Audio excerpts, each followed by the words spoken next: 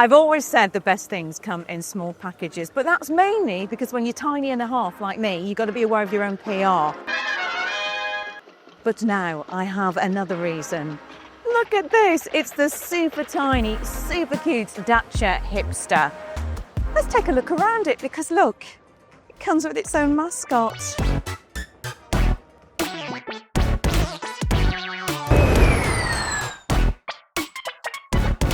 Now, I know what you're thinking. It does look a bit like a car my 16-year-old might have designed in Minecraft.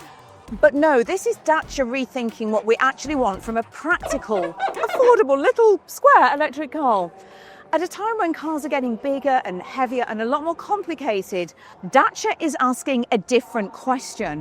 What would an EV look like if it went on those weight loss drugs? Because this thing is small but perfectly formed. As you can see, 3 meters long, smidge shorter than the original 1960s Mini.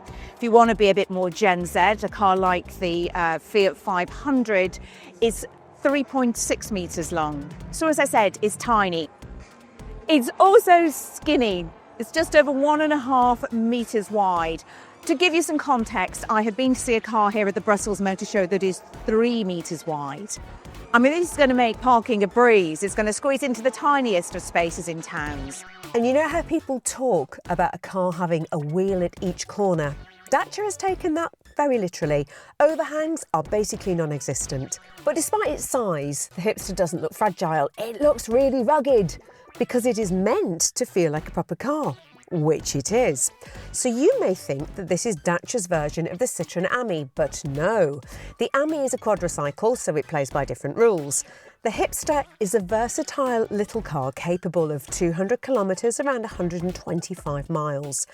And come on, what more do you need in terms of range from a car that will be driven around town? So, how do you make a car like this cheap? Well, it's about editing the ideas down to the core of what you need. Asking questions like, do we need lane keep assist, multiple cameras, a massive entertainment screen in a small car made for towns? I think we probably know the answer to that, don't we? So this isn't just small, it's designed to be nimble and space efficient. Small makes it light, it weighs just 800 kilograms, which is tiny for an EV. What it's full of is just brilliant details. There are so many things to show you on this car. I've only got 20 minutes with it, so instead I have picked out my top 10 hipster hip bits. Try saying that quickly. As you can see, there are very few painted parts on this because that saves money, and you can only have it in one colour. All of the lower bits here that are likely to be bumped and pranged are made from Dacia's recycled plastic material. It's called Starkle. Feels really nice, and that means if you scratch it, the scratches won't show because it's the same all the way through. Clever. So as you can see, the boot runs across the entire width, it folds down, and you can open up this little glass panel for easy access, chucking things in the back. There's storage here in the boot lid as well, which is really clever. I mean, it's not really a frunk, and it's going to be hard to get a cable in there, but it's quite useful. And if you think the boot is a little bijou at just 70 litres, you can drop the seats, swivel the headrests out of the way, make a little van that will take up to 500 litres.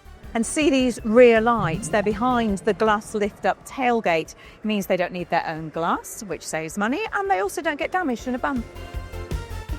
And why bother with door handles? They are an expensive part to make when you could have fabric ones instead.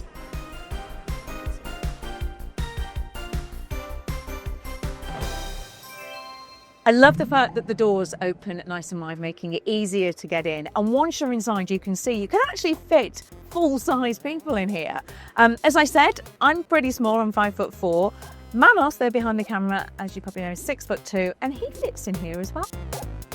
Front seat is a simple bench seat that reclines. It's actually really comfortable. And I love the mesh on the back of the seats. It means you can actually peek through and see what the kids are doing in the back. And also, come on, it's purple. Never seen a purple car interior before. Love it. It's also introducing the idea of BYOD, bring your own device. So your phone will act as a digital key, and there is a little driver's display there in front of me. But if you need infotainment or sat-nav, you just drop your phone in and off you go. The audio is amplified by a little Bluetooth speaker. Completely makes sense. You don't pay extra for sat-nav or for big screens. And actually, it's something that we've seen in the Kia EV2, which has just been revealed here at Brussels, and of which there is a video here on the YouTube channel. They're now offering the option to strip back the infotainment system, to take that part away completely and simply run it off your phone instead. I think we're going to see a lot of that in cars in the future. Now, maybe pared back, but there are still airbags, and I love the fact that you can see them just there behind that clear screen. Now, you know how Dacia does its U-clip accessories? This is taking it to the max. So you've got all kinds of storage compartments and lights, storage compartments here in the door. This, I think, is really cool, though. It's a little fan, so you can have it clipped there on the front. And then if you want, you can clip it up here in the centre where a light can also go, so you can cool down the passengers in the back. You can also get the U-clip bunny, which I really like and which I'd quite like to take home. Please, Dacia. And my number 10 is the headrests. For a long time, I said that Kias have the best headrests in the business. They're kind of meshy and very comfortable, not unlike these. But I think these might be a bit more comfy. And my money is on these appearing in a Dacia that you can buy very soon. Now, we can't buy the Hipster yet, but there are loads of cars that you can buy. So if you really want to know the best deals and info on new or used electric cars, then Electrifying is here to help. Just head over to the website electrifying.com, or you can scan the QR code here on the screen.